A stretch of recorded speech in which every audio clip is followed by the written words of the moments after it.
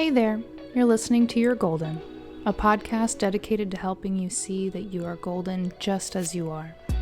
I'll use every tool and personal story I have to help guide you back to yourself. Blending two seemingly opposing sides is my specialty, so you can expect pragmatism and mysticism, details and exploration, ponderings and answers, clarity and unknowns, and so much more. If I had to sum up the ethos of You're Golden, it would be summed up by the words of Nobel Peace Prize winner Albert Schweitzer, who once said, "The path of awakening is not about becoming who you are, rather it is about unbecoming who you are not." All right, so welcome to the podcast again, Alexandra Diamond. Thank you. Awesome to have you. Thank you for being here. Thank you. No, thank you for having me. Like I have said before, I love chatting with you, and it is always such a juicy conversation. And yeah, I think you get two protectors of mankind together, and all of a sudden, like it's big. Yeah, It feels I agree. Yeah, it feels like there's always a lot to cover and never enough time in the world, and yet just such a joy. So thank you. Good. Yay. Yeah. So if anybody's wondering, I had Alexandra on the podcast back when it was called Mercury and the Eighth, had her on talking about Saturn returns and that whole navigation. So I will definitely link in the show notes if you wanted to listen to that. But today we're going to talk about Splenic Authority, and this is actually going to kick off the entire Authority series. And I'm just so excited because this is my authority, your authority, and that's the whole point of this series is to give real life explanations and descriptions on what these authorities feel like. How do we actually use them? You know, just really getting into the nitty gritty of the real life lived experience of human design rather than textbook stuff. And what better one to start with than the Splenic Authority, which everyone says it's just this little whisper that you can't really explain, and everybody's is different. So good luck. Yeah. The amount of like, gotta listen really carefully or you'll miss it that I've heard and subsequently through my own experience debunked has been so it's not empowering, you know? No. And I think that like there's a lot about human design that can be very validating when you first learn about it. And yet it is not traditionally taught in a super empowering way. I know we're not talking about strategies, but like a lot of the strategies are like, wait to respond, wait to be invited, you know? And it's like, no, wait, that's not exactly an empowering way to be engaging with life, right? Like here's this great gift that we have, which is life. Like we wake up every day and like you get to make choices. That's so cool. That's really, really cool. And as humans, that can also be really, really overwhelming. So having an authority that you can rely on is such a relief. It's such a it's having a helper in your corner. And I know my favorite thing about the Splenic Authority is that it is so deeply related to my body and my body's experience in the world and in my life. Yeah. I think it's actually a lot louder. We just aren't used to listening to it, and it's not a common authority, so I think there hasn't been as many people speaking out about what the real experience is with a Splenic Authority. Yeah, totally. I really appreciate you mentioning strategy also, because I think that we should absolutely include it in this conversation. Great. Because I feel like it sometimes gets missed that the strategy and authority are intertwined. Like they go together. There is a process. Yes. So for sure. Yeah.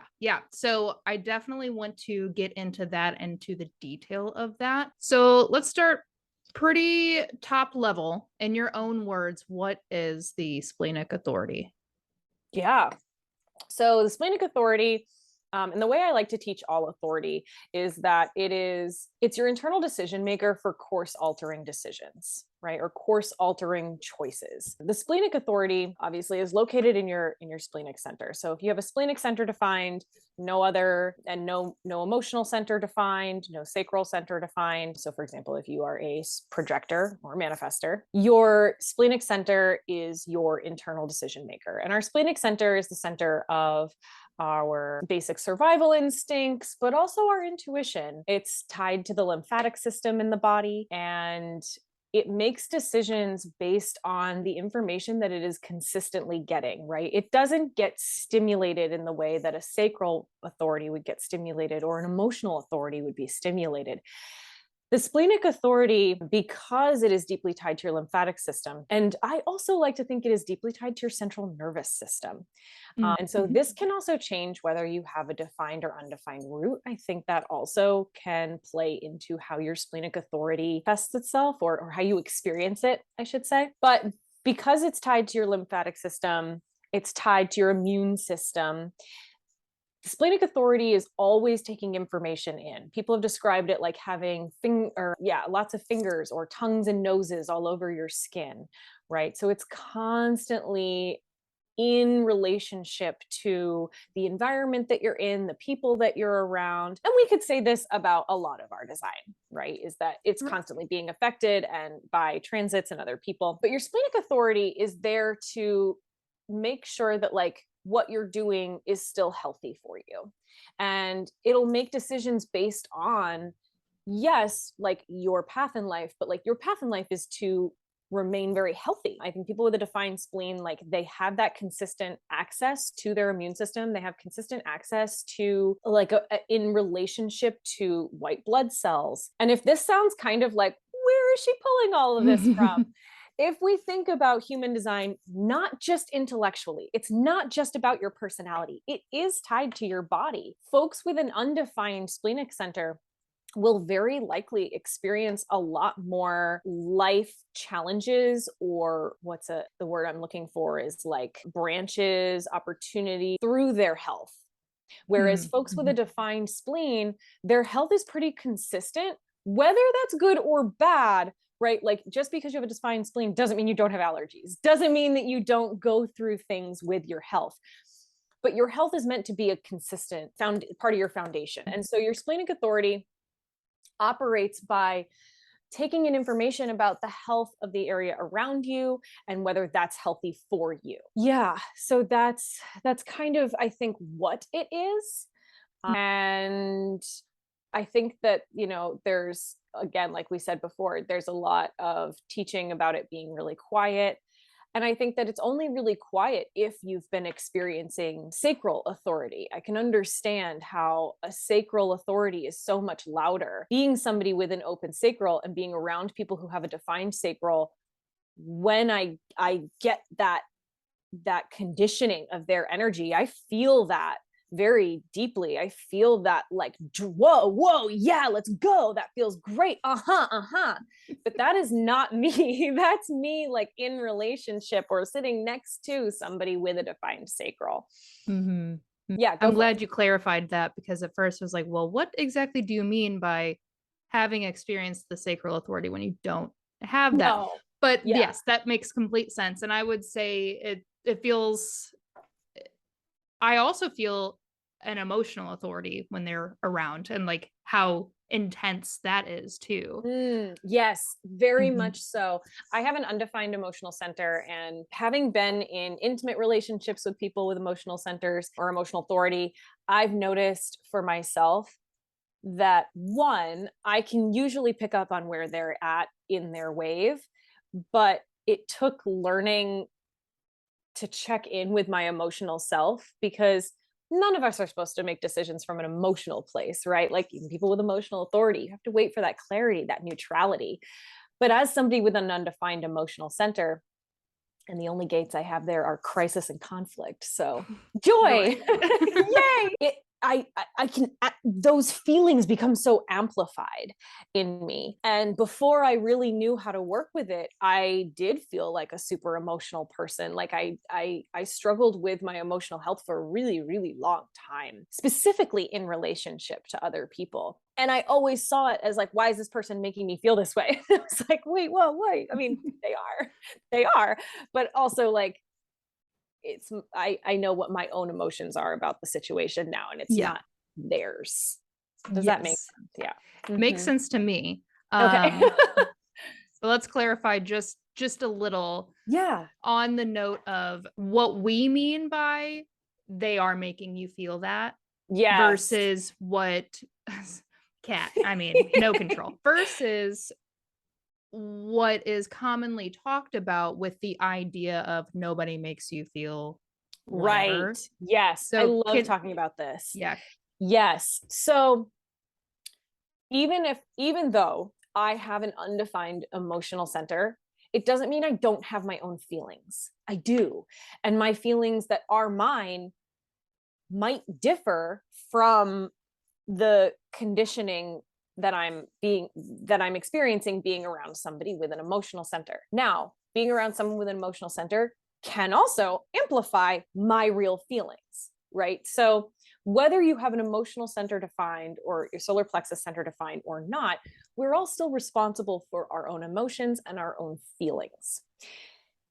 That being said, when I can remove myself from the aura of an emotionally defined person, and there's no transits that are giving me emotional definition at that time, the difference is very distinct and my clarity comes immediately. There's no like waiting to go through the feelings. It's like, it's immediate. Totally. I want to ask you about your experience when you first started learning about human design and learning about your splenic authority. So now that you have hindsight, the gift of hindsight, do you feel like you were following your authority even before you knew about human design, authorities, etc.? I do, but not consistently. I think that I know I've always felt very intuitive in my body. I've always felt like I have a near animal ability to hear, feel, sense things, specifically when it comes to like danger, weather, things that are of the natural world. I grew up in a rural area, suburban to rural, and I grew up on a farm. And I spent a lot of time outside, a lot of time in the woods. And that was my place to go and clear my head. And when I was paying attention, there was this sense of being able to like know which way to, at a very young age, know which way to go, like not get lost. My parents never worried about us in that way, like my sister and I, and we were always kind of left to go out alone if that was what we wanted to do. That being said, in terms of like, as I got older and started making more decisions about my life, I would say that yes, I had some experiences in my early 20s where, and this is a whole other story for another time, but in my early 20s, I had what's called a mental breakdown. And I spent some time in an inpatient mental facility. I really lost a lot of touch with reality and how to interact with it. And when I came out of that experience, I knew I wasn't at my, everyone was like, okay, cool. Like you're good. You go back to school, get back on the path, do. And I did not know what was next, but I knew that wasn't it.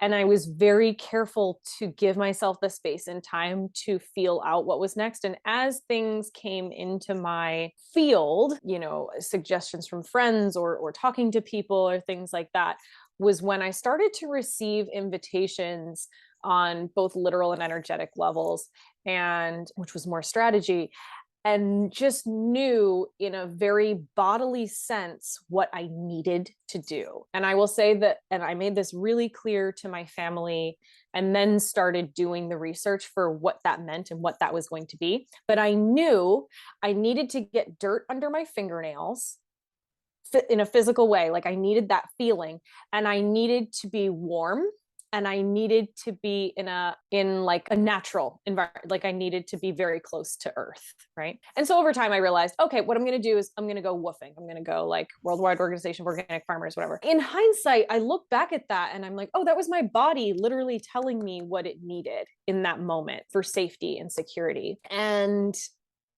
when it came at, as I've gotten older, now looking at other decisions that I've made, I have had moments where I've gotten a full body rush or a full body goosebump kind of a situation, or what it feels like is almost like a flushing of for me, it feels like a flushing of my lymphatic system, and it can feel like a good flushing, like a refreshing flushing. It can feel like a draining, depending on what the circumstance is.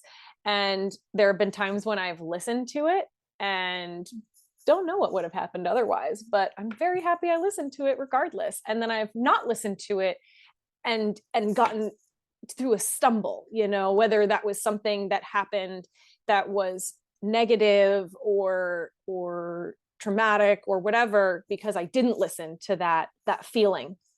Mm-hmm. So to answer your question, yes, but not consciously and not in a way that I trusted it.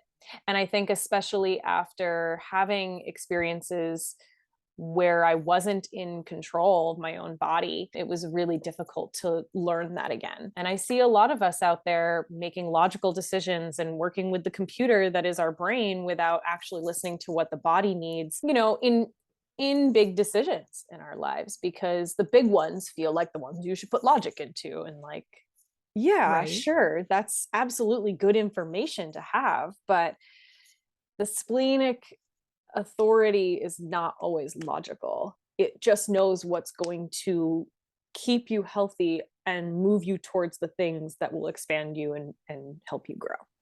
Mm-hmm, mm-hmm. Once you learned about human design and your splenic authority, did anything change within your awareness of decision making now that you had a language for what you were already feeling in your body? Absolutely. Okay. It was so validating. It was so validating to learn that my internal decision maker was actually my intuition and my bodily intuition. Now, in terms of the language, I think the original language that I learned was a little limiting, wasn't super empowering, and there wasn't a whole lot of like how to use it or how, it's like, oh, like get in touch with your intuition. Well, okay, what's the difference between a gut feeling from the sacral and a gut feeling from the splenic center? And so after having that language, I felt really validated in my experience of, oh yes, I am supposed to listen to this. Like this isn't just animal brain nonsense. Like this is real. My body is not like left in the Stone Age. It is here. It does understand what's happening. And that was also kind of supported by my years of becoming a body worker, in that I am a craniosacral therapist, as I really do understand that the body understands what's going on. I think there's this maybe more traditional view that, oh, our body is just the animal part of us. It's not. It doesn't understand the world as it is. Like no, it very much does. Well, and this is kind of getting the cart before the horse a little bit, but and a lot of studies and such coming through, and a lot of, I don't know how much of it is opinion versus scientific fact, but the whole notion that all of our survival instincts that we have are actually just conditioned responses from all of the trauma that we've had as children, which, like, yes, but also like, yes. So that's a really interesting distinction to make too. And that's like a lot of the work that I end up doing with clients over counseling sessions, is being able to discern between what is a conditioned response and what is actually your either sacral or splenic authority. And a lot of conditioned responses come from an emotional place. You can identify an emotion with them. Whereas a splenic response is not necessarily emotional. It just exists. It might when it needs to trigger a sense of anxiety, but not every time. And well, and the spleen is on that note, the spleen is a fear center. So like there is going to be, yeah, there's that whole notion that when you land on the thing that's correct for you, there's just this warm and fuzzy, you know, it's correct and blah, blah, blah. Like, not necessarily. No, not necessarily at all. Yeah. In fact, more like the way our white blood cells and our lymphatic system works, everything's cool. Everything is consistently cool until it's not.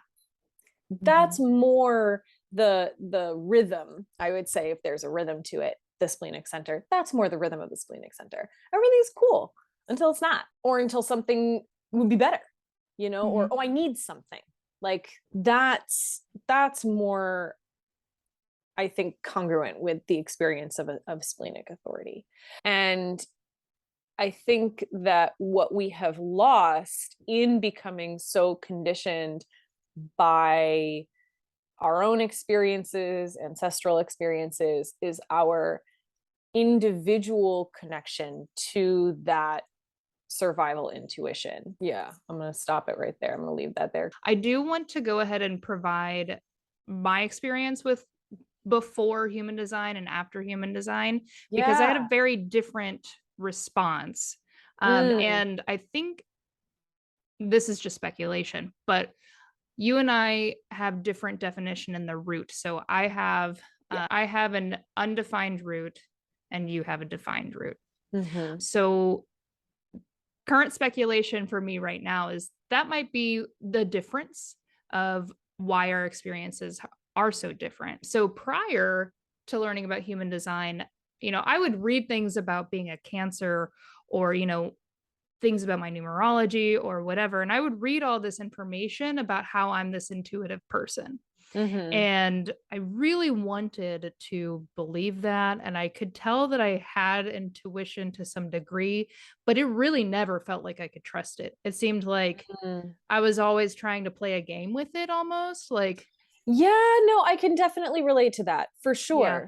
And I think that's because we get so conditioned to use the logical mind. Totally. Right? Totally. So it was like, oh, let me just test this. Let me see if my intuition's actually right in relation to the logical answer. Yes. Yes. But I would do that so much that I just didn't really believe that I was intuitive at all. Now that I have hindsight, I can see where the example that you gave with like knowing your way back home all the time, like I had that kind of thing as well. But when I found that the Splenic Authority is likened to intuition, it was a little validating, but it was also like, it was validating in the sense that, oh, I can really explore what intuition is now. But it was also a feeling like, well, I just really don't understand what that means. I don't know how that works. So I came into the Splenic Authority really trying to find those resources that would tell me how it feels. And that doesn't exist really. No. So, okay, so then that's the perfect segue into how does it actually feel for you? Can you get as specific as you can with that feeling, even if you have examples of situations or times where absolutely you've noticed it? Now it's like such a part of how I exist day to day that it's like, okay, how do I like take myself out of it for a second so I can look at it?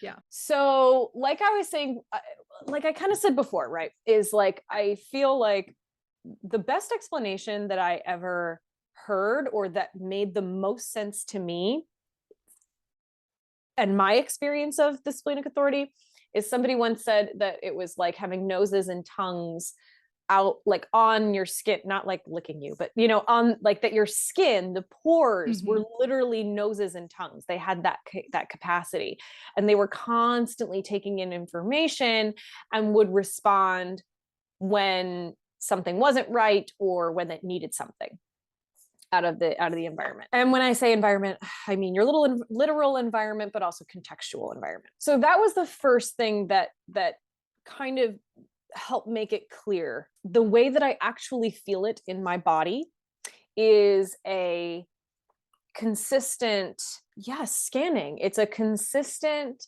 like, breath of what's happening around me, what things feel like. And I also, and we don't have to get all the way into this, but I also teach authority in conjunction with your cognition, your environment, and your motivation, especially for projectors. And my cognition is touch. So for me, getting my hands on things, I absolutely get more information from them. And I literally feel like my skin and the skins of things give me so much information. And so I experience my splenic authority as really just kind of like a constant filtering of the information around me. And when I, for whatever reason, am in need of something, it will alert me through either a flooding of my lymphatic system. I feel it, like, literally. I'll feel it in my armpits, in my axillary lymph nodes, inguinal lymph nodes, in the groin, in my, like, in the lymph nodes under my jaw, through my neck, the thoracic outlet area. When I need something or something is a yes for me, it's a flushing. It's a feeling of like, like a fresh blood, a washing almost. And when something is not correct, there's a draining or a contraction, almost like I'm pulling, almost like my aura is actually pulling in a little bit, like, I see what's in there. And as a projector, right, I have that penetrating aura. And so when something's not correct, it stays focused like a suspensory eye, but it pulls back within my aura. Does that make sense? I know that gets a little sci-fi. I like it. I started reading Dune this summer, and the language is blowing my mind. I haven't read it. I'd started reading it before, and like I just picked it up again after, like, since college, and I was like, oh my gosh, I forgot how good this is actually. I think in college it just like was so sci-fi, I couldn't relate to it. And maybe now that I'm a bigger weirdo, or I've like really embraced it, I'm like, oh yeah, suspensory eyes, yeah, sure. Oh man, I've heard great things about Dune. I have never read it, and I've never seen it, so I need oh my god, I know I need to expand my horizons. This is a whole other conversation for folks. Is. Like, I know there's a real tear on whether people really liked the movie or not, but there's, yes, just, I would say the book is definitely worth the investment of time and energy. It's really beautiful. Okay, sorry. Back to authority. It's all good. So I appreciate your explanations and your experience. I will say that I don't feel it like that at all. Tell me. Well, and that's the thing, is I know there are other people that feel splenic authority differently. They feel it more like a kicking or like a fluttering. But yeah, what is yours like?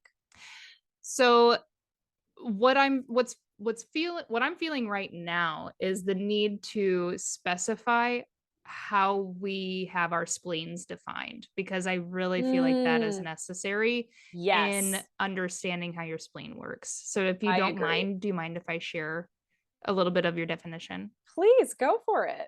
Okay. So as discussed, she has a defined root, and that is actually where the spleen is defined by, is the fact that her root and her spleen are connected through a channel. And then she also has a defined will center, which is fairly rare for projectors, so we love that. And she has a defined identity center, but the will and identity center are defined on their own, not connected to the spleen and root. So then, definition, baby. Yeah, split definition.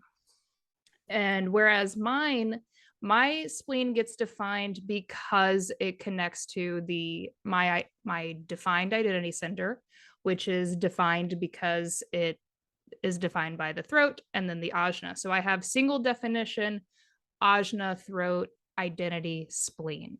So Alexandra's chart is a little bit more bottom based definition, where mine is more upper based definition. So this is almost more confirming to me the notion that maybe that defined root center Huge. has a lot to do with the way that you are feeling your information, your hits. Mm-hmm. Because for me, it doesn't feel that body at all.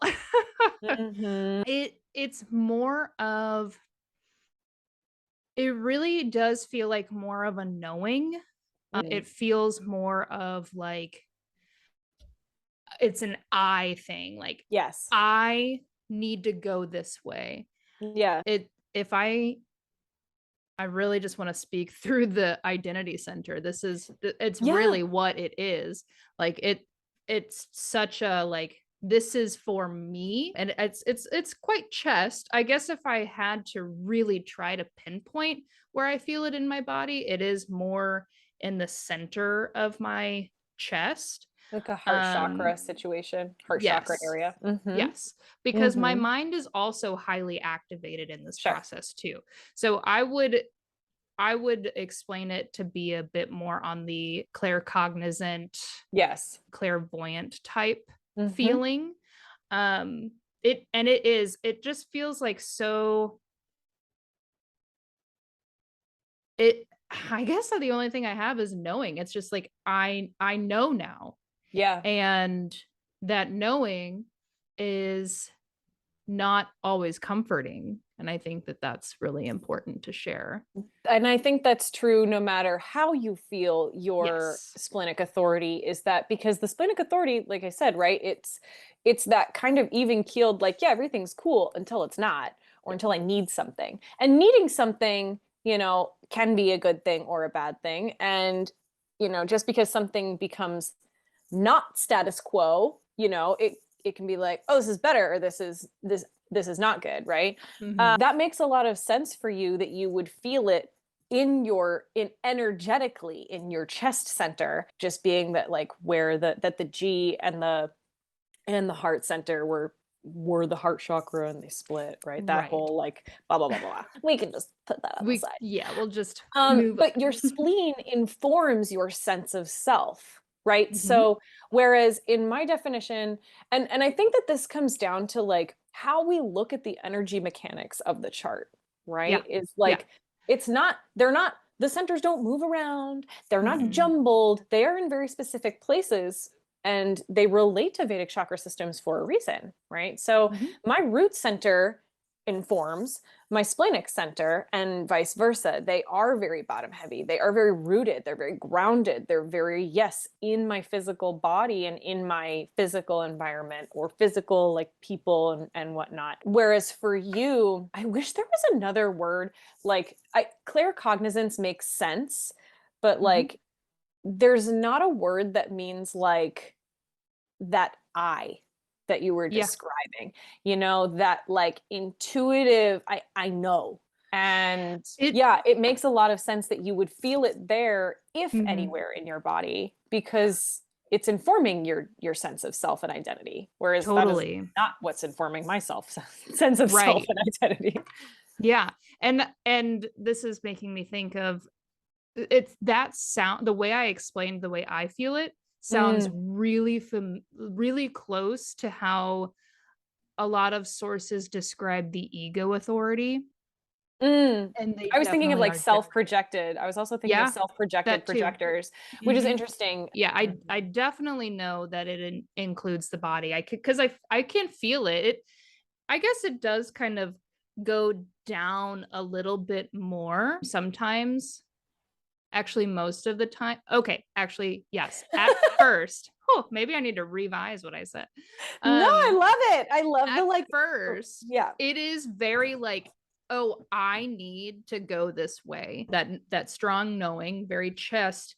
But once I've sat in that reality for a half a second, there is a deep resonance that just like plummets Yes. down to the root. Yes. I think the resonance too is something that is not talked about in splenic authority, but it's like, Yeah. when you do it, there is a resonance. It's Hmm. like, there's the splenic authority will tell you to do something, and it's not always logical, and it will tell you, whereas, like, a sacral authority can respond, uh-huh, uh-uh, and an emotional authority can't give you a response at all. It just helps to inform your decision making, because then you can make the correct decision for you over time when you feel emotionally neutral about something. Splenic authority, when you follow it, there is a confirmation. Yeah. There's That a resonance is not subtle. Like No. all of the other sources that are talking about how soft and subtle and quiet it is, that's why they're saying that, is because that resonance piece has been left out of the equation. How The do you resonance feel is so deep. Yes. How do you feel the resonance? Do you feel the resonance in your body, and how do you feel it? Yeah, it's very root like. Like it I feel that in the root chakra for sure. And it's like it's also depending how big the decision is. Sometimes that resonance can like physically blow me back. Like I have to sit down. Yeah. Yeah. Yep. I love it. But I would also say, so I would love your input on this too. I didn't have that strength of resonance before knowing about human design though. It wasn't until really going on this deconditioning journey, really understanding on a deeper level what the authority really is, what it does, etc. I didn't have those strong feelings before. Yes. I would also say that I can't identify a moment. Well, I've definitely had moments prior to learning about my design, prior to working with it, that I felt like I was in the right place at the right time, and I felt that resonance. Like I know I made the right decision here.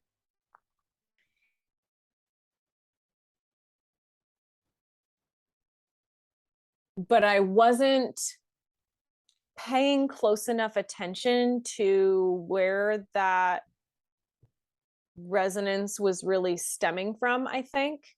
And like I said, after getting the language of human design, it felt very validating that I can, oh, yes, let me, and it was like, oh, I can rely on my intuition. But of course, like I had to build it, I had to practice it. And I guess that's where this language of like, oh, it's very soft comes in, is because like, yes, if you haven't been using it, you're not accustomed to it. And the more you use it, the less you can go without it, I find. Yes. It just starts to replace other things. I still think logically about things, I still have, oh my gosh, like all kinds of like brainstorming spreadsheets, all that, the pros and cons for sure. But I know that also, and I think that's correct if you have a lot of like first line energy in your chart. If you have, for example, like a fear mind, which again, not an empowering word, but like fear is about information. Fear it inspires you to ask questions. It motivates you to gather information. And let's also make note that among other things, the spleen really is here to teach us how to push through fear. In some capacities. Sure. But I also want to say that fear is not something to be, I don't believe that fear is anything to be overcome or done away with in any way, shape, or form. Like what I was trying to say is that fear is a tool. And fear is a tool that you can use with yourself without letting it drive the actual decision that you make or the choice you make, right? Which is really what is meant when we say push through the fear and do it anyway.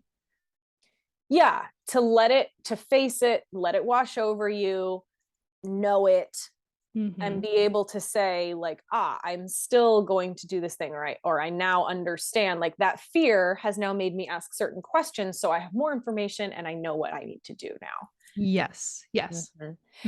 And I think the spleen as a fear center, it's really scary when you say that to folks, they're like, oh God, what is that? Oh no, and it's very like, oh, you've got a fear of the past, you got a fear of this and that. Okay, cool. Well, if, for example, you have gate 44 defined, and so you've got this like potential fear of the past that can inform your decision making, right? Mm-hmm. Knowing, yeah, go ahead. How have you noticed your gate 44 come into play?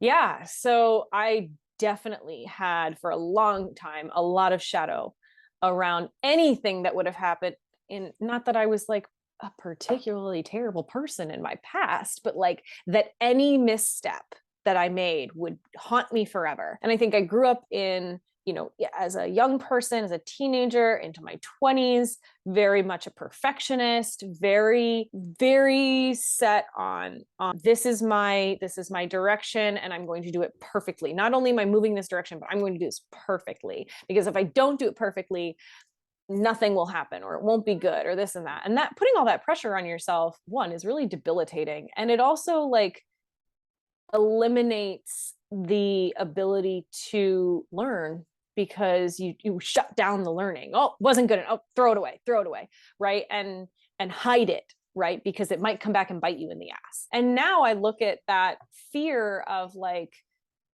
oh, my past is really so informative. And like, instead of like a fear of the past, now I have more when it comes up and it's like, oh, but this happened. So like, what if you repeat this pattern, you know? And now I look at it and go, well, okay, let's look at that. Let's ask the question, you know, am I going to repeat this pattern? You know, what did I learn from this experience? The fear is just really there to like bring something up to the surface and be like, hey, have you considered, do you remember this? Have you considered it? You know, I love gate 50 as well, is one that I don't personally have, but gate 50 is the gate of I values, right? And it's, yes, I thought you did. And it's the fear of taking on too much responsibility. And having something like that means that every time you start a new project or you engage or you move into those course altering decisions, that fear might come up for you of, am I taking on too much responsibility?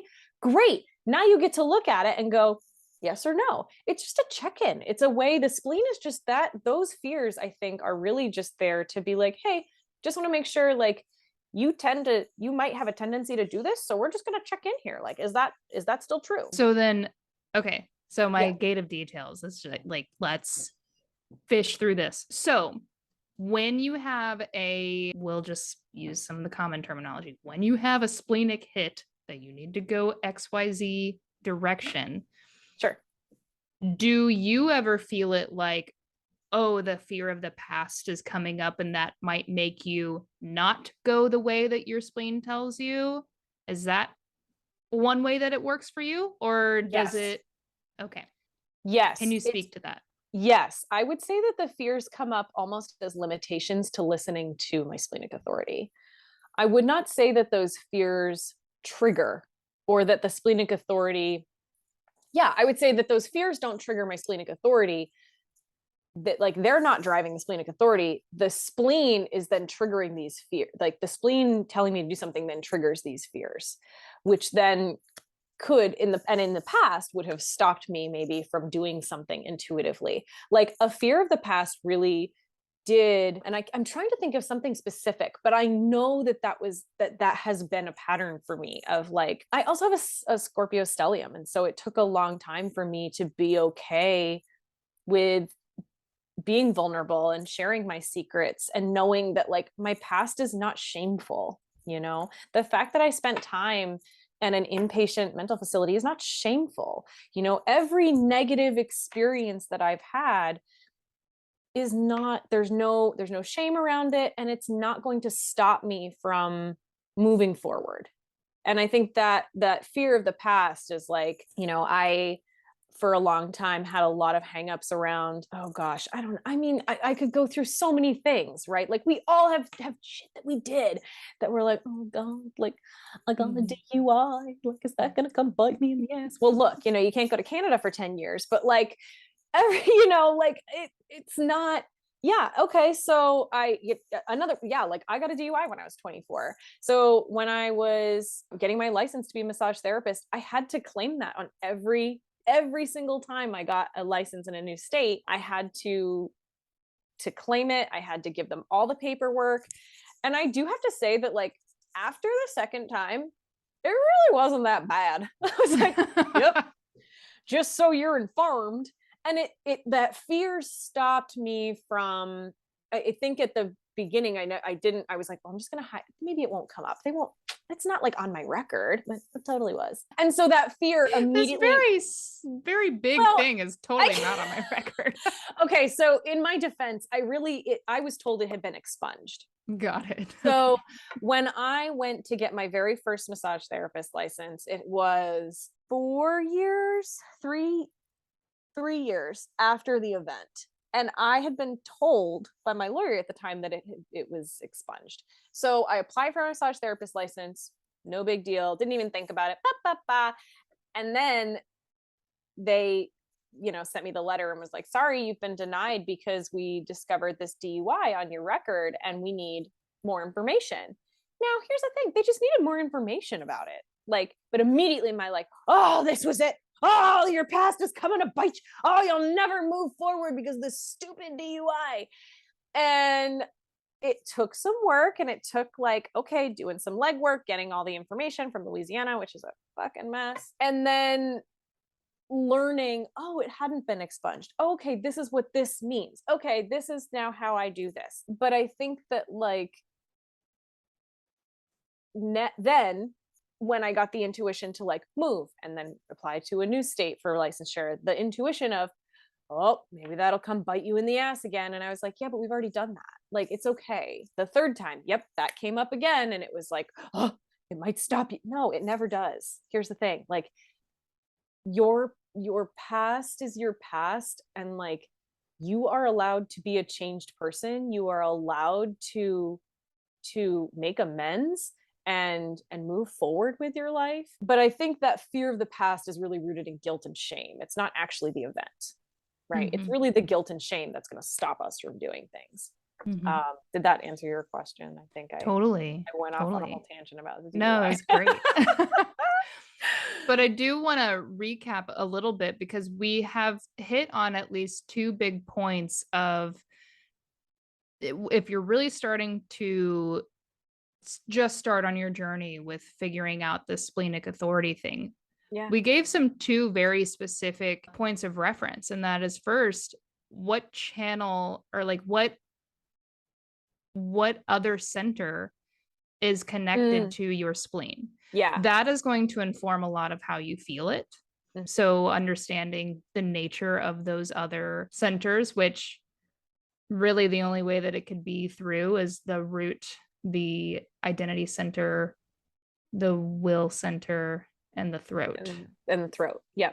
Which, so I was able to personally speak to the root and you to the G, and from what I have learned, and when I work with folks who have those other centers defined, a splenic manifestor, somebody who has their, and I get, you can also be a splenic projector with your spleen connected to your throat, because your spleen's not a motor. Right. But having the spleen connected to the throat, I think that's going to be, you're going to experience that more through an actual action, or not a desire, but a more than a need, but an intuitive communication, and your voice is going to be very intuitive. And it not necessarily being that self-projected operation, though. Correct. Yeah. Yes. Yeah. Unless you are defined to, of course, the G center as well. But yes, experiencing that in the throat. I would also say that you probably experience that sense of intuition, arising, the image of Ariel when her voice is coming out and it's just that glowing ball, that would be spleen to throat definition. It would, you would feel it in the body that way. Whereas spleen to will center, and the will center is, I would love to talk about the will center, because it is so, and this is a whole nother conversation, it is so strong, and so it can be so conditioning to any type. But to have your spleen connected to the will center, that's specifically through that 44 to 26 channel, right? So, and that I feel when you have that channel, it's a juicy channel. It's a juicy channel. And integrity is a huge foundation of your authority. Are you in your integrity?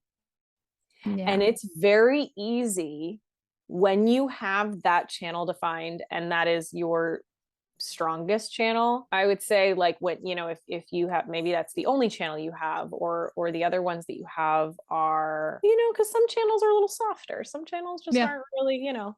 Yeah. But I would say that, like, if you have that channel and a defined root, like say your root's defined to your spleen, and then that spleen defines to the heart center that way, you might find it a little easier to be in your integrity. But without that root center, it's really important that when you are operating with other people through contracts, agreements, partnerships, that you are explicit in your expectations, and that you only operate to those expectations. Like, I feel like that channel can very easily initiate. It's super powerful and can be so influential in a really healthy way, as long as the individual is maintaining their integrity. And it's also really easy to lie to ourselves, right? So checking in with your not self, checking in with those undefined centers, like, am I really, like, am I operating from an undefined throat here? Am I just not feeling recognized? And so I want to do this thing.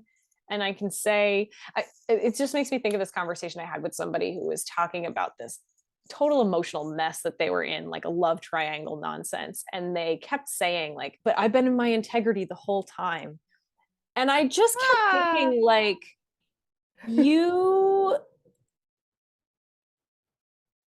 I would love to know how you're defining your integrity. Because what I'm seeing is, like, they were like the peak of this love triangle, and they kept saying, I'm in my integrity, I'm in my integrity. And I said, well, okay, well, what do you want out of this? Do both parties know that that's what you want? And have you been very clear with both people that that's what you want? And are you operating only within the confines of that, instead of, like, you know, to other people's desires and expectations, right? It's just taking personal responsibility. Yeah. But I love it. I love that channel. It's so good. It is a good channel. Yeah. Okay. So recap 1 is the centers that are connected to your spleen. Those are the centers that you're probably going to be feeling when you're feeling your intuitive hits. Yeah. The other thing that we mentioned is that the hanging gates that you have off of the spleen can be red flags, I would say, as in those are the things that might make you not follow that hit because of the fear that resides in those hanging gates. Yeah. Yeah, for sure. For sure. But I think those fears, right, and this is what we said, right, is that those fears are there to inspire your inquisitiveness, that your inquisition, right? This is where the balance of intuition and logic comes in. Sure. Because you are going to use both. Like, that is a hill that I will die on, is that to be intuitive doesn't mean that you're not logical, and to be logical doesn't mean you're not intuitive. You do use both, but there is an order of which it operates, and you're going to have that intuitive hit first. And then those fear gates are probably going to be like, but this thing. And then you can use your logic to say, okay, I hear you, fear. I hear that you're afraid of the past. I hear that you're afraid of the future. I hear that you're afraid of responsibility, authority, all the other things. But here's how we're going to get through that. This is the information that we need from that fear so that we can move forward instead of remaining constricted by that fear. Yeah. Yeah, I think that those hanging gates, you know, just like you said too, like, we're here to learn from our fear. It's here to teach us, you know, and I love it. You know, I love talking to folks who have specifically, like, fear motivation, you know, and they're like, oh, that sounds terrible, or, you know, and it's like, well, actually, you're meant to just gather a ton of info. Like, don't worry about, like, eliminate, like, the right answer. You know, if you have fear motivation, which is a whole nother conversation, I know, but, you know, you're here to gather the information. You don't need to worry about eliminating it too much. And as a splenic authority, you're naturally gathering all the information that you need, as long as you can tune into it and pay attention to what is coming up for you out of that information, you know. And the only time when it doesn't feel logical is when for me at least, is when I'm paying attention to something that, when I'm hyper focused on something that is very like mundane, material, not, when I've got the blinders on and I'm like trying to just do this one thing, whether it's like writing a blog post or something like that, you know what I mean? Like driving even. I've started relaxing into my splenic authority when I drive, and it's changed a lot of things considering I'm a person that grew up driving around Boston. So if you know anything about East Coast drivers, I've relaxed a lot since moving to the West Coast. Wow. I think that's a huge like pro for the splenic authority. It's a pro for everybody, really. Yeah, it really is. Yeah. Okay. I want to wrap it up, but also there's at least like two more things that I really want to talk about. And I'm here for it. And that is actually, let's like hit on the main things that you hear about it. So first off, it's only for course altering decisions. Yeah. Where that is true, do you recognize, for you personally, does the splenic authority come into play for smaller things? Sure. Oh my gosh, yes. Okay. Yeah, absolutely. I would also say that like my splenic authority, in the same way that sacral authority can help you make a decision about where to eat for dinner or what to have, if someone's asking you questions, my splenic authority can tell me exactly what I need. I'm also, again, you want to take in your determination into consideration in this, but I find that it's easy for me to be an intuitive eater.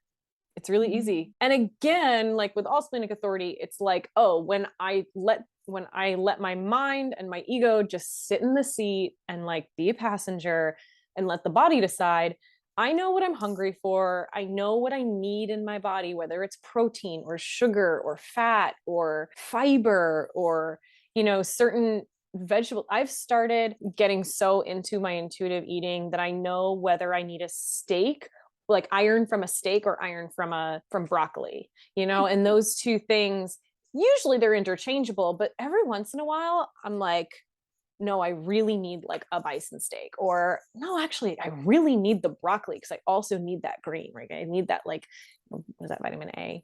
Anyway, whatever it is, it's I might not even know specifically what the thing is that I need, but the food immediately is like my body knows. I start to salivate when the idea comes into my mind.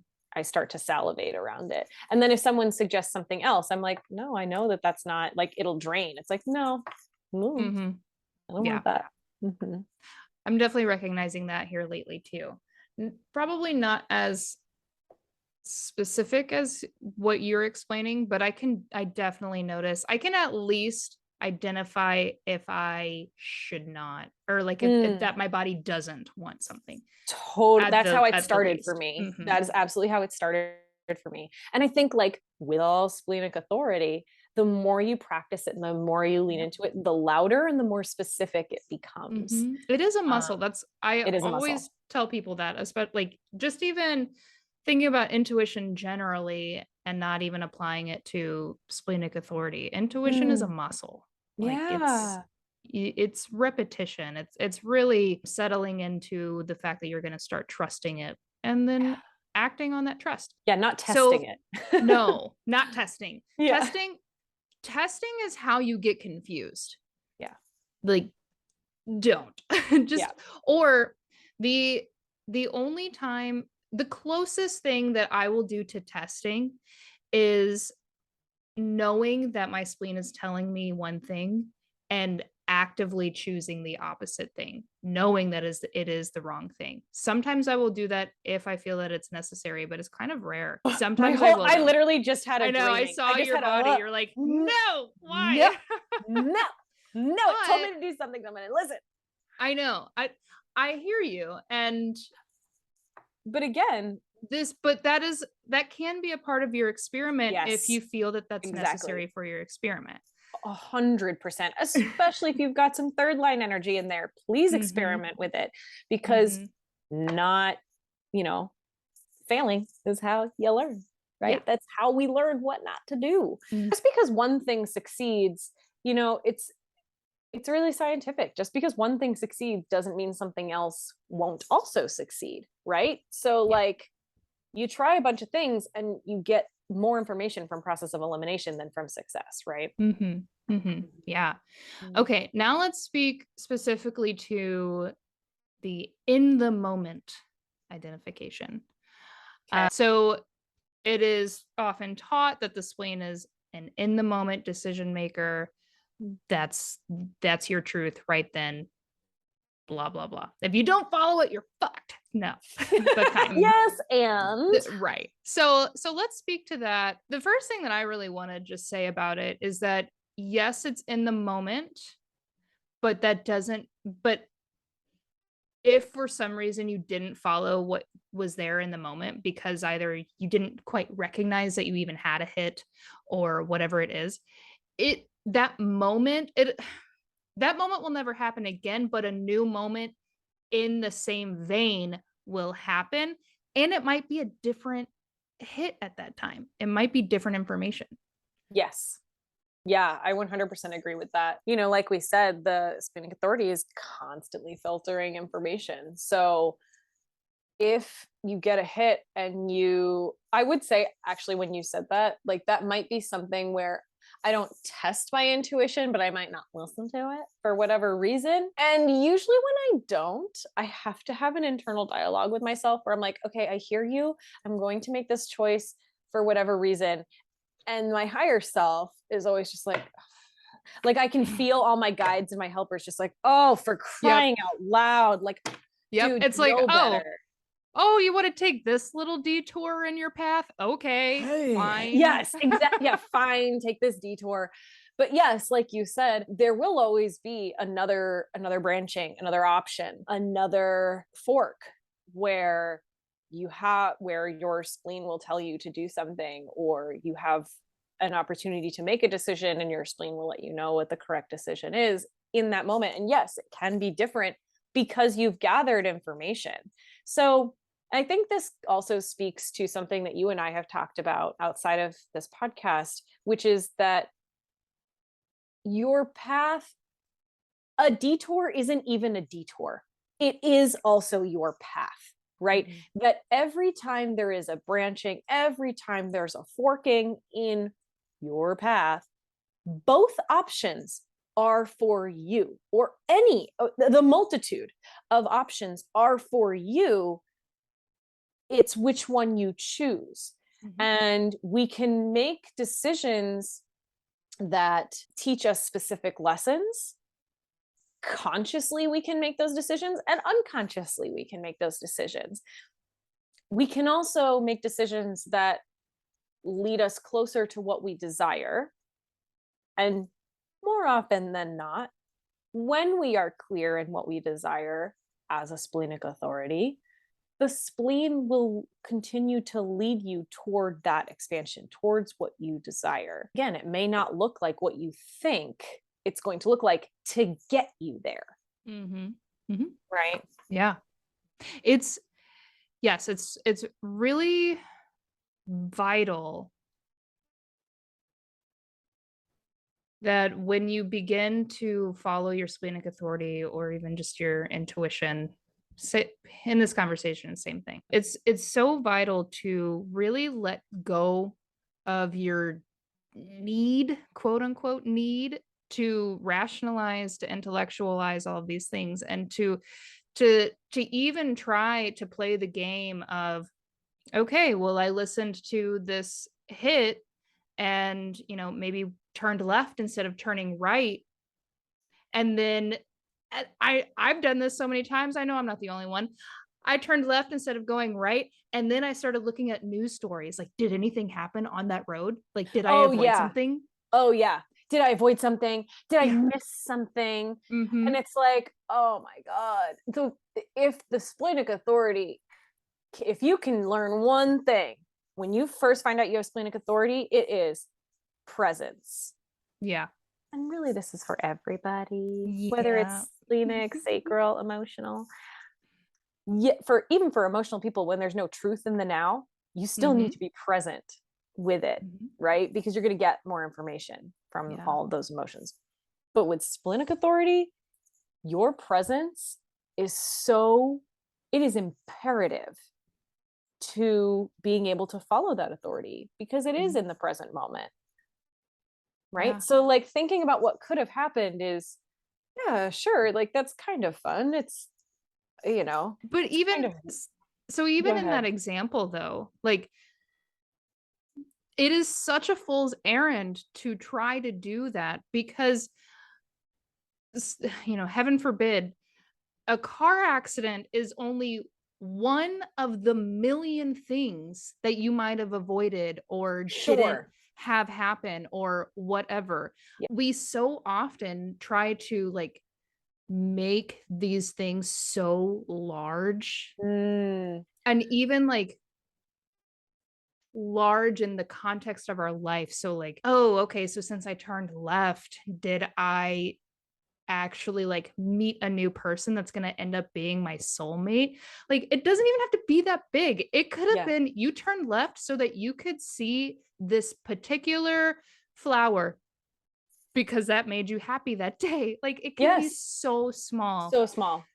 So it's just not, it's really not helpful to try to go through, okay, well, because I like, okay, it's not helpful to find proof. That's really No, what I mean. you don't need to validate your choices. No. Or you don't need to validate the splenic Mm-hmm. hit. Mm-hmm. It doesn't need validation. It doesn't need proof. It doesn't need justification. It just is. And you can Mm-hmm. choose not to listen to it. Go for it. Go for it. Like, do experiment with that and see how you feel. Mm-hmm. It's not about what happens as much as how you feel.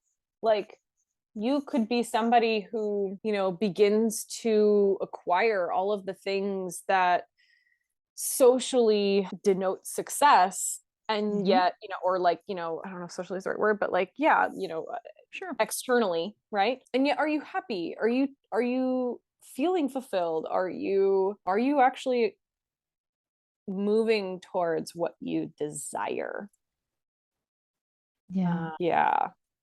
Yeah, I used to play those kinds of games with myself where I would justify, before I learned about human design, where I would like justify my intuition or try to validate it, and even, when we talk about looking in hindsight, there I am like doing it, like I think about this one moment when I was moving to a new place, and I was visiting for the second time to like look for rental properties.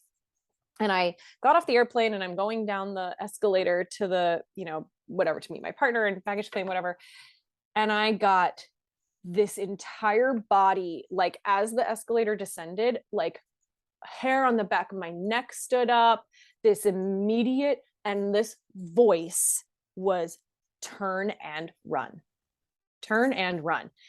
And my whole body went stiff, and I started looking around. I started looking for like a homegrown terrorist. Like, I started looking for somebody like dropping off a bag that looked suspicious, or, you know what I'm saying? Like, I started looking around an airport for things that like would justify me feeling so scared for like a quick moment, and my body telling me to turn and it wasn't turn and run, excuse me. Yep, it was turn and run. And yet the image was me running back up the escalator, right? Like back towards the plane. And now in hindsight, I know, and I experienced then this like general uneasiness for the rest of the time, which I like, tried to squash. But I know that place wasn't correct for me. It was a really unhealthy place for me to live. I made the choice to live there. And I will tell you that detour, I'm doing air quotes if you can't see it, that detour that I made actually resolved a lot of things for me and taught me some new things. And I wouldn't have started diving so deeply into my human design had I not made that choice to stay. Now, Does that mean I wouldn't have learned about human design some other way, or like gotten more into my human design some other way? Maybe I would have had similar experiences in a different place, maybe, but like it doesn't matter. Like that year, what is a part of my story, even though my intuition was letting me know, not for you. Okay, Right. I'm gonna do it anyway. And I did, and now I realize that like, oh, perhaps I will listen next time, and perhaps what will happen is I will get a shortcut. I don't know. Yeah. But yeah, it doesn't serve me to be like, oh, how much money would I have saved, or like pain or whatever. Yeah. That's not worth it, No, because it's not. I can still justify that I gained enough from that experience. Yeah. So like, And there's it also outweighs. absolutely no way to get that answer. Totally. Zero. Okay. So how have you seen your splenic authority play a role in your business? I would say that I definitely see my strategy, and I don't know if we haven't really touched on this yet, but the relationship this is a good spot. Yeah, the relationship between strategy and authority, because I see that, when it comes to my own business, and I'm one of those weirdos who's done a chart for my business. So I'm interacting with this entity. I think of my business as an entity. It really helps me to focus in on it in a different way, to care about it more, to be more engaged with it, to think about it as an entity. So thankfully my business is also a projector, so there's that. And I find that like, as a projector with a strategy of to be invited, having the business that I have that is service-based, where I also have room for creative expression that people can opt into, right? That's an invitation. They are inviting me. My clients invite me in. They invite my perspective. And so in doing that, when I'm making decisions for me within the business, is when I notice my splenic authority more. Making decisions for my business as it just relates to the business itself, I don't know if this is making sense, but that actually is more kind of found over time. My business is an emotional project, so that's kind of found over time, and through kind of waiting. Like I might have an idea, I'm going to play around with it a little bit before I like just go with it and launch it. I need to like sit with it, chew it up a little bit. But that's because I treat my business not as myself. I am a part of my business. And so when I am engaging with it, sometimes I need to make a decision for me. And that's when my splenic authority comes in. So when it's, when I receive an invitation, like to be on a podcast, yes, it's my business, but like I am the voice of the business. I'm also the face, right? So my splenic intuition comes into play there, and I will know if it's correct for me to do that. I'm trying to think if there's ever been a situation where something felt correct for me, but not correct for my business.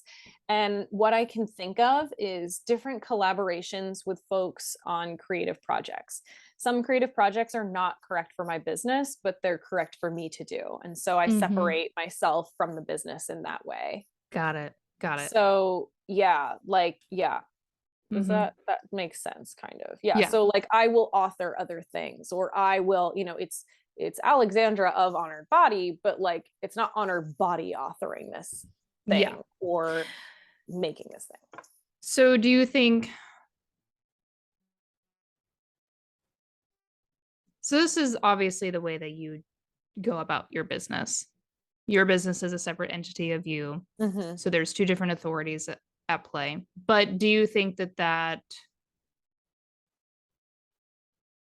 I don't know. I guess I just want to talk a little bit about just like, should we do it that way, or like what's the pros and cons of doing it that way versus like your business is you. Totally. I think it really depends on your business structure and what feels good to you. The deeper I get into my business, the more of me goes into it. And so the more I am relating to it in a splenic way. And I think when it comes to offerings and, like I said, I am a big part of the business. So yes, when it comes to my services that I offer, a lot of that is on intuition. Yes. Yes, Mhm. I will. Yeah. I can, word is that I'm looking for, but I can validate that.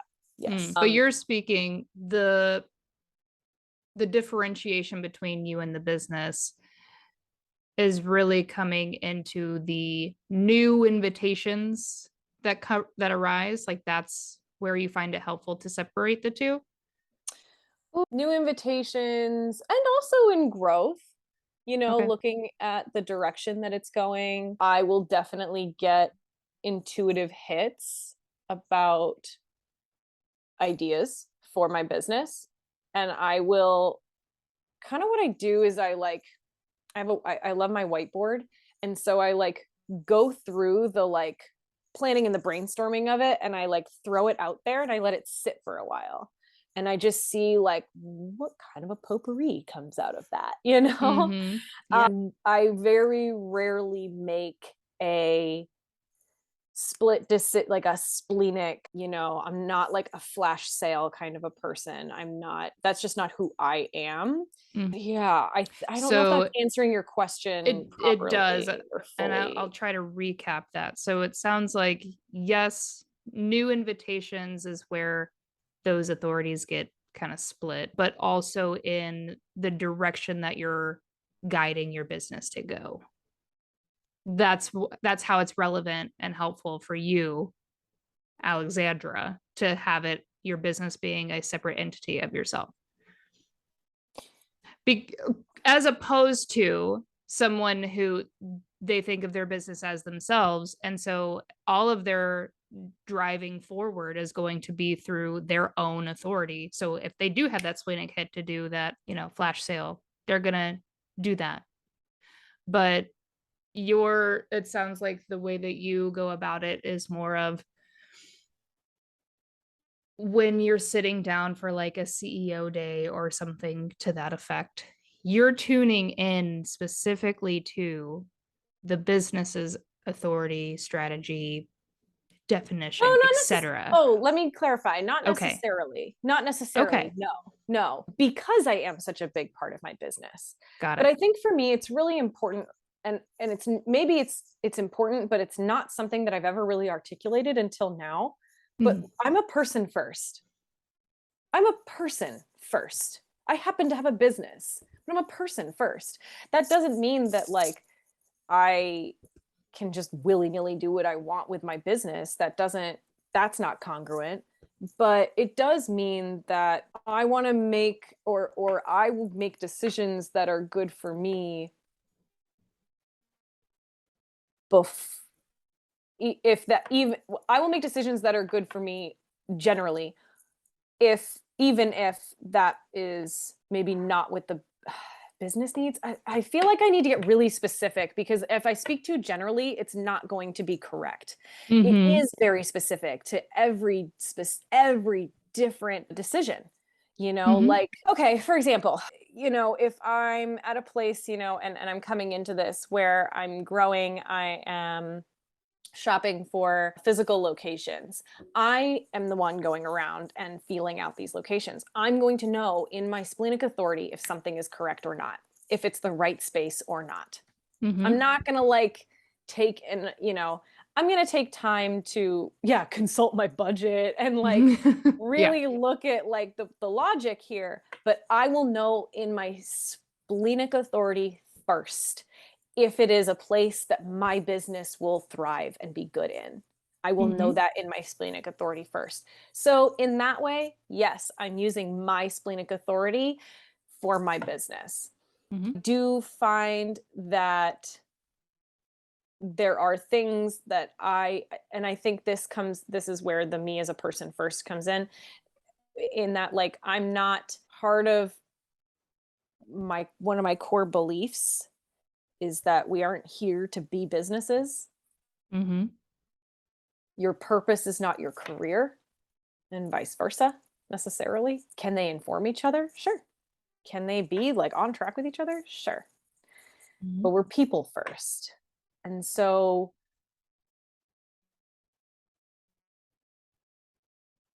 being able to differentiate between, is this a decision that's correct for me, or is this a decision that's correct for my business, is the discernment, I think, that Mm, that I use. okay.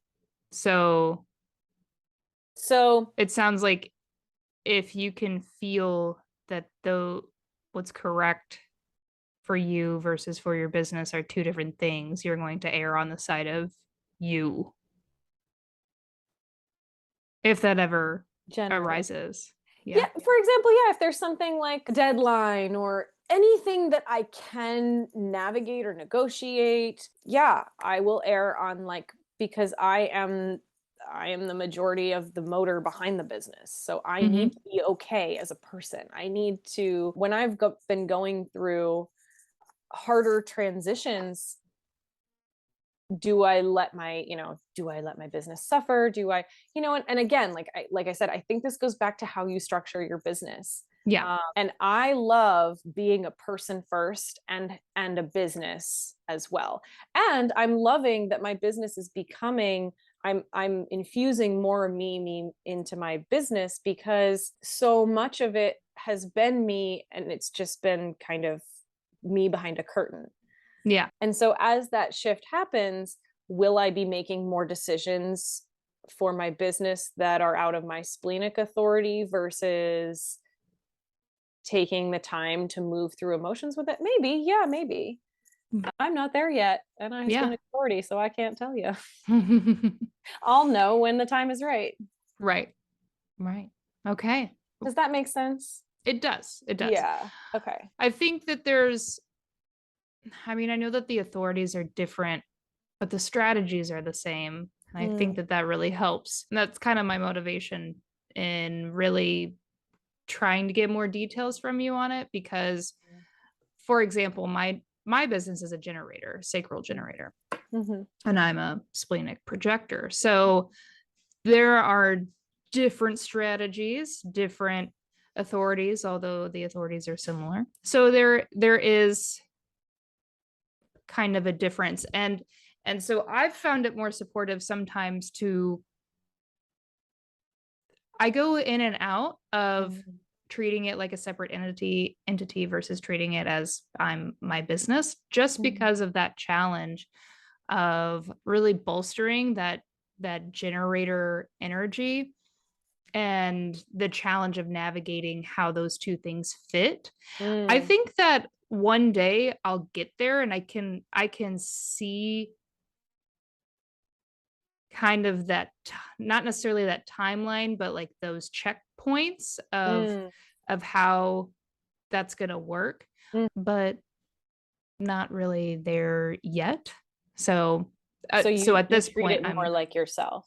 yeah. Sure. Yeah, But in that sense, aren't you a person before you're a business? Aren't you a absolutely. projector Yeah. before? Yeah. Yeah. Yeah. Yeah. Yeah. Mhm. So, like, and I think this is something that you talk a lot about, well, because you are a projector in business, right? Mhm. And so, there's the old narrative of like, oh, projectors are only supposed to work this many hours a day, or they're all, this is what they can do, and that's it.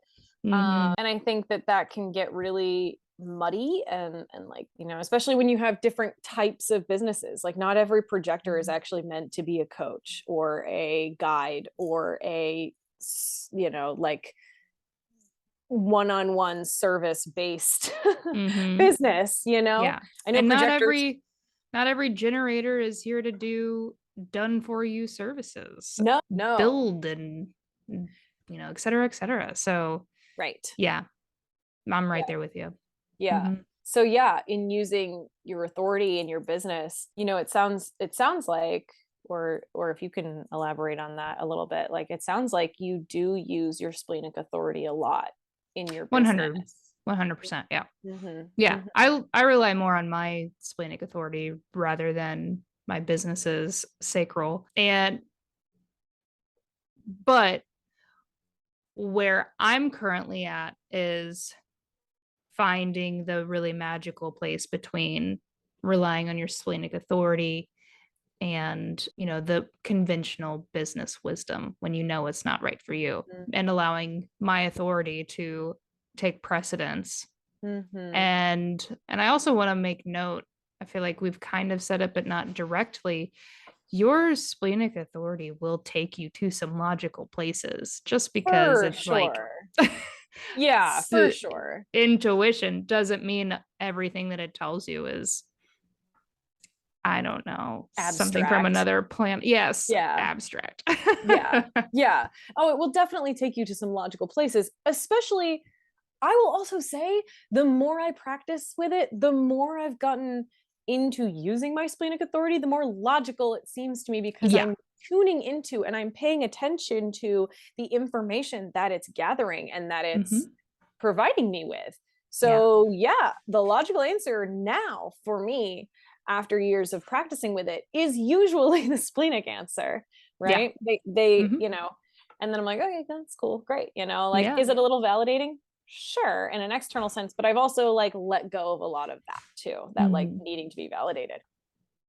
Yeah, I think, you know, using your own authority in business is definitely something that like is going to be correct for you depending on the structure of your business and how you want to relate to it. I think that's, I don't know if that's something that you could have one rule for. I I don't really think think so. that's very individual.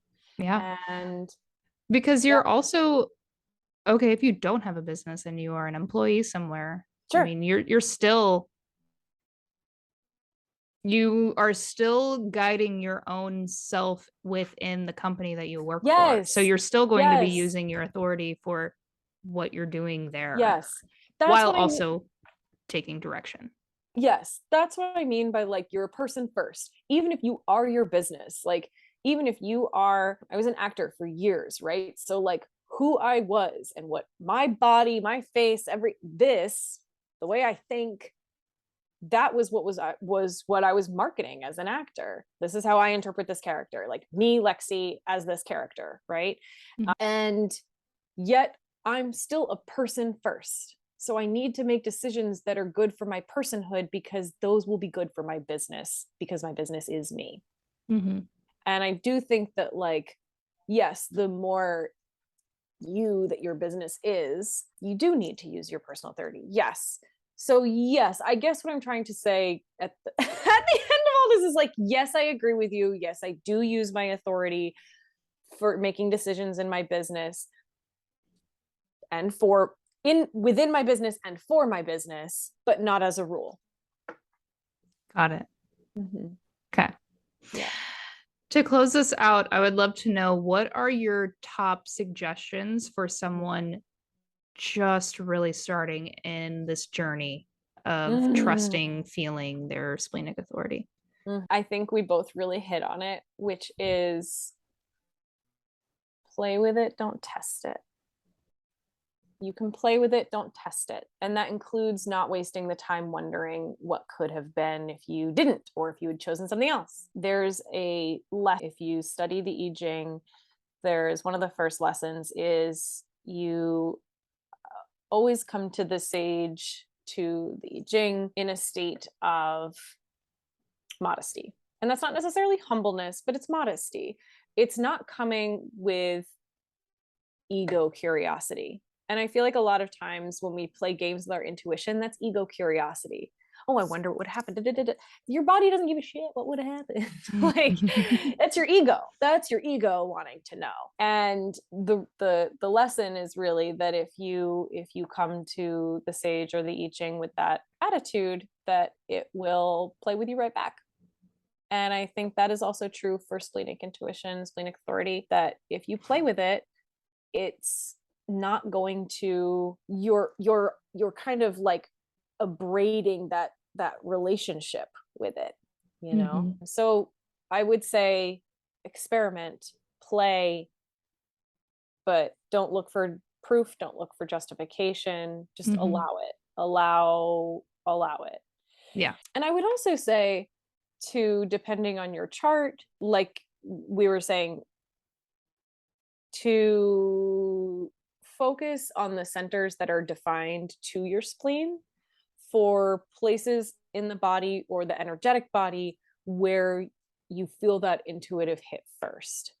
Because I think you're right. I think that's where you do feel it first. So I would definitely recommend studying your chart in that way, and connecting with those places, either through meditation or through breath work. Again, it is a bodily authority.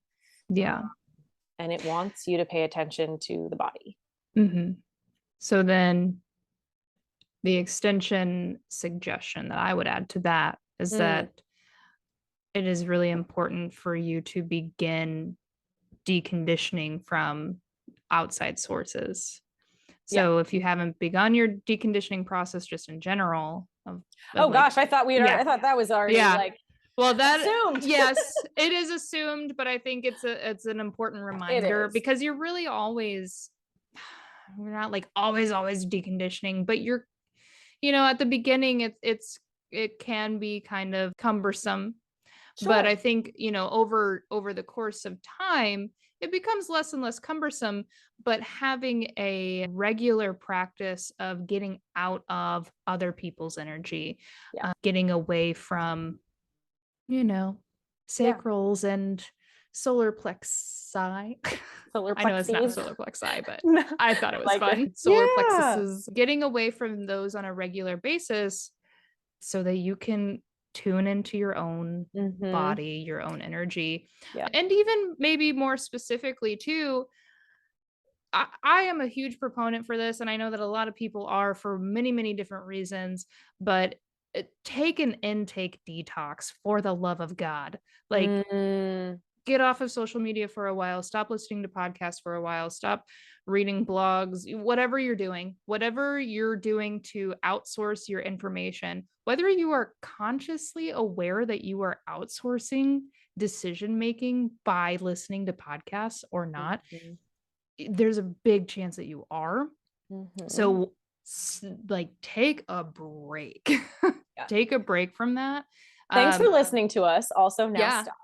Of course. Yeah, for sure. Like, it's totally not lost on me. Like, totally. Yeah. Like, it is really, really important. And I think that is a huge part of tuning in and being able to listen to what that splenic authority is saying. And I would also say, like, if you know your variables, if you know your motivation, your cognition, your environment, get into your environment, see how different it feels, see how, if you're blending caves, like, see how it feels when you're in your cave-like environment to hear your authority. Because being able to detox from all of that is definitely going to provide the space for that muscle to stretch. Yep. Absolutely. Yeah. Awesome. Here for it. Well, thank you, Alexandra. Do you have any final words or anything to share?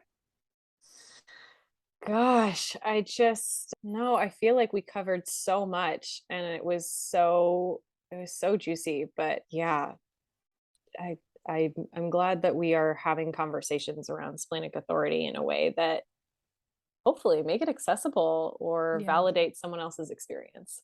Agreed. Yeah, there's too much uncertainty about the splenic authority. I think there's a lot of copping out from teachers. I'm just gonna say that.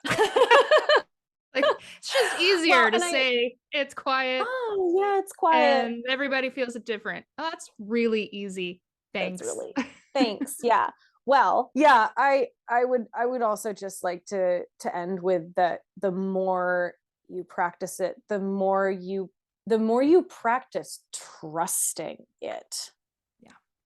And its direction for you, the stronger and the more specific it becomes. I promise. Beautiful. It's a great ending note. Thank you so much for listening to this episode of You're Golden. If you enjoyed what you heard, I invite you to submit a rating and review on Apple Podcasts or wherever you listen to your podcasts. If you want to get in touch, you can either leave me a message on Anchor, shoot me a DM on Instagram or send me an email. Just tap on the show notes for links to all 3 contact methods. And last but not least, please don't forget, you're golden.